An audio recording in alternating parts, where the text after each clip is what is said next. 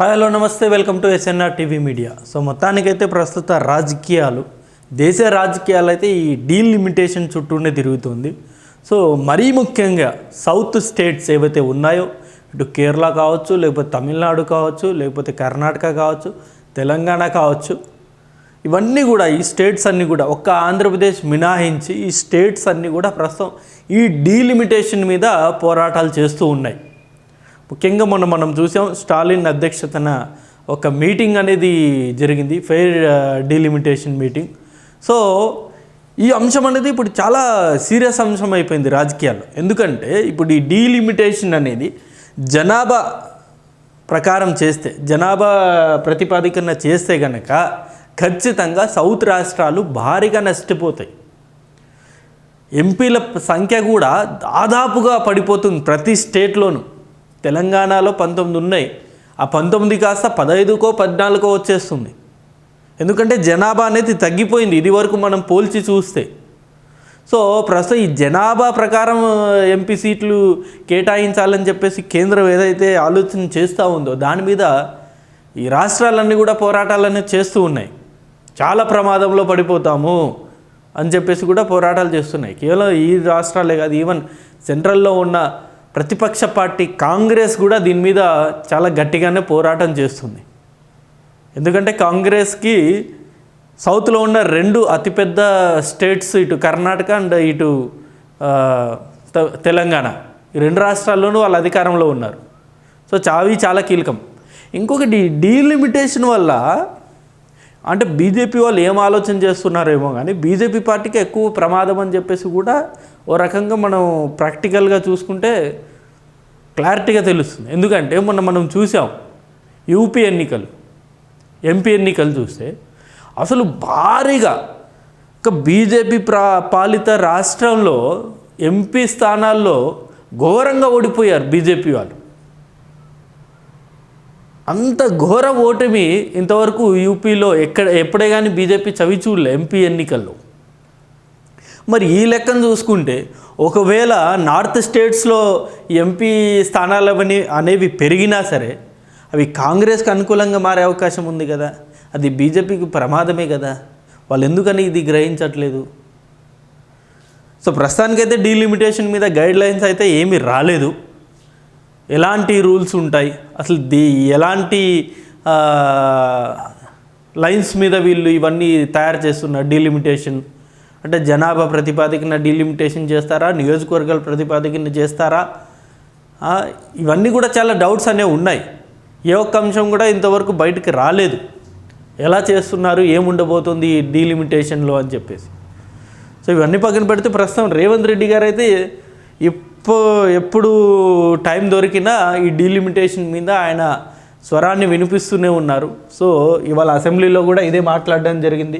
డీలిమిటేషన్కు వ్యతిరేకంగా పోరాడదాం, అసెంబ్లీలో బిల్లు ప్రవేశపెట్టిన సీఎం రేవంత్. సో ప్రస్తుతం తెలంగాణ అసెంబ్లీలో ఈ బిల్లు అనేది ప్రవేశపెట్టి ఇక్కడ దాన్ని వ్యతిరేకించి దాన్ని మళ్ళీ కేంద్రానికి పంపాలన్నది ఇప్పుడు ప్రస్తుతం కాంగ్రెస్ ఆలోచన. ఎలాగో బీఆర్ఎస్ పార్టీ ఆ డీలిమిటేషన్కి వ్యతిరేకంగానే మద్దతు ఇచ్చింది కాబట్టి, సో బీఆర్ఎస్ పార్టీ కూడా డీలిమిటేషన్ వద్దనుకుంది కాబట్టి మొన్న కేటీఆర్ గారు మీటింగ్కి వెళ్ళారు, అక్కడ కూడా ఆయన మాట్లాడడం జరిగింది. సో ఇక్కడ తెలంగాణ అసెంబ్లీలో ఆ బిల్లు ప్రవేశపెట్టి దాన్ని ఇక్కడ వ్యతిరేకించి అదే బిల్లుని కేంద్రాన్ని పంపడం, ఇదే ఆలోచన. సో ఆ ఆలోచనలో భాగంగానే ఇవాళ బిల్లు ప్రవేశపెట్టడం జరిగింది. అన్ని పార్టీలు కూడా దీనికి మద్దతు అనేది కూడా ఇచ్చింది. బిల్ పాస్ అయిపోయింది. ఆబ్వియస్లీ పాస్ అయిపోతుంది, ఎందుకంటే ప్రతి పార్టీకి ఇది చాలా ప్రమాదకరం కాబట్టి. నియోజకవర్గాల పునర్విభజనతో సౌత్కు అన్యాయం. జనాభా ప్రతిపాదికన చేస్తే 24% ఉన్న సీట్లు 19% పడిపోతాయి. మన రాజకీయ ప్రాతినిధ్యం వదులుకునేందుకు సిద్ధంగా లేం. సో ఇదే ఇప్పుడు కనుక ఈ డీలిమిటేషన్ జనాభా ప్రకారం చేస్తే 24% ఉన్నది 19%కి వస్తుంది. దాని ద్వారా ఎంపీ ఏదైతే ఈ పార్లమెంటు సభ్యులు ఉంటారో ఆ సంఖ్య అనేది కూడా గణనీయంగా తగ్గిపోతుంది. ఆటోమేటిక్గా ఇక స్టేట్ ఏదైనా మాట్లాడాలన్నా అక్కడ అంతగా బలం ఉండదు. 10-11 ఎంపీలతోటి ఏం బలం ఉంటుంది? చాలా ప్రమాదం కదా అది. అదే ఇక్కడ వీళ్ళు మాట్లాడుతున్నారు, దాని గురించే పోరాటం చేస్తున్నారు. పునర్విభజనకు జనాభా ఒక్కటే ప్రతిపాదిక కాదు, మనం రూపాయికి కేంద్రానికి ట్యాక్స్ ఇస్తే వస్తున్న 46 పైసలే. సో పునర్విభజనకు జనాభా ఒకటే ప్రతిపాదికన కాదు. ఎస్, ఇది మటుకు వాస్తవం. కేవలం జనాభా ఆధారంగానే ఈ డీలిమిటేషన్ అనేది చేయాల్సిన అవసరం లేదు. నియోజకవర్గాల ఆధారంగా కూడా చేయొచ్చు. అప్పుడు ఇన్ఫ్యాక్ట్ ఇప్పుడు ఈ రాబోయే ఎన్నికల్లో 29 ఎన్నికల లోపే ప్రతి స్టేట్లోనూ నియోజకవర్గాలు పెరిగే అవకాశాలు దాదాపుగా ఉన్నాయి. ఖచ్చితంగా నియోజకవర్గాలు పెంచాల్సిందే. ఎందుకంటే అప్పుడెప్పుడో నియోజకవర్గాలు పెంచారు, దాని తర్వాత టైం అనేది ముగుస్తోంది కాబట్టి ఖచ్చితంగా ఈసారి నియోజకవర్గాలు అనేది పెరుగుతాయి. సో ఈ నియోజకవర్గాలు పెరిగిన క్రమంలో ఆబ్వియస్లీ ఎంపీ స్థానాలు కూడా పెరగాలి. అదే ఇప్పుడు వీళ్ళు అందరూ ఆలోచిస్తుంది. నియోజకవర్గాలు పెంచిన తర్వాత నియోజకవర్గాలు సంఖ్య బట్టి మళ్ళీ పార్లమెంట్ నియోజకవర్గాలు అనేవి కూడా నిర్ణయించాలి. అంతే తప్ప కేవలం జనాభా ప్రతిపాదకని తీసుకుంటే మటుకు మేమైతే ఒప్పుకునేదే లేదని చెప్పేసి సౌత్ స్టేట్స్ ఉన్న లీడర్లందరూ మాట్లాడుతున్న మాట. 2011 జనాభా లెక్క ప్రకారం కాశ్మీర్లో సీట్లు పెంచారు. ఇక్కడ 153, ఏపీలో 225 అసెంబ్లీ సెగ్మెంట్లు ఉండాలి. సో ఇది వరకు కాశ్మీర్లో మనం చూసే 2011 అప్పుడు సీట్లు పెంచారు. ఏది జనాభా లెక్క ప్రకారమే అక్కడున్న ఏదైతే అప్పుడు ప్రస్తుతం ఉన్న జనాభా బట్టి సీట్లు అనేవి పెంచారు. సో అదే లెక్కన ఇప్పుడు ఒకవేళ మన దగ్గర పెంచాల్సి వస్తే ఇక్కడ తెలంగాణలో 153 పెంచాలి. అలాగే ఏపీలో వచ్చేసి 225 స్థానాలకు పెంచాలి. సో ఏపీ పునర్విభజన చట్టంలో ఉన్నా పెంచలేదు. సో ఇది ఏపీ పునర్విభజన చట్టంలో కూడా ఉంది, నియోజకవర్గాలు కంపల్సరీగా పెంచాలి అని చెప్పేసి. బట్ దాన్ని ఎందుకో అంతగా పట్టించుకోలేదు. సో ఈసారన్నా ఈ ఎన్నికల్లోపు ఖచ్చితంగా ఈ నియోజకవర్గాల పెంపు అయితే ఖచ్చితంగా ఉంటుంది. ఎందుకంటే దాని టైం సెగ్మెంట్ కూడా దగ్గర పడింది కాబట్టి. హైదరాబాద్లో అతి త్వరలో అఖిలపక్ష సమావేశం ఏర్పాటు చేద్దాం. అన్ని పార్టీలు కలిసి ముందుకు రావాలి. కేంద్రంతో చర్చిద్దాం. సంప్రదించుకుంటే మనమందరూ పోరాటం నిర్ణయించుకుందాం.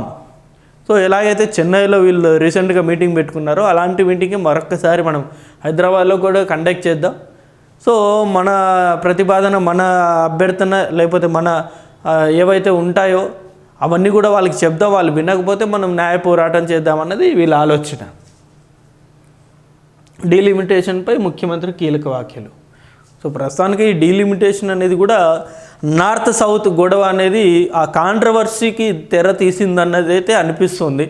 ఎందుకంటే నార్త్లో గ్రిప్ పెంచుకోవాలని చెప్పేసి బీజేపీ ఆలోచన చేస్తున్నట్టు కూడా మనం వింటూ ఉన్నాం సోషల్ మీడియాలో.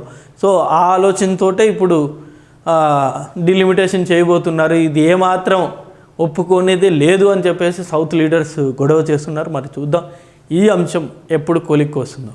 ఇది వీడియో అండి. ఈ అంశం మీద మీ అభిప్రాయాన్ని కూడా కింద కామెంట్ రూపంలో తెలియజేయండి. Thank you for watching this video. Thank you.